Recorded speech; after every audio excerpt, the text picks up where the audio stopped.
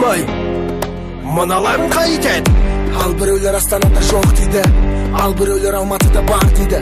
Шымкенттің қыздары сың дейді, Ақтөбенің қыздары тың дейді. Құдаларым билеп отыр дейді, құдашалар билеп отыр дейді, нағашы жұрт билеп отыр дейді, құдағиым билемейді дейді.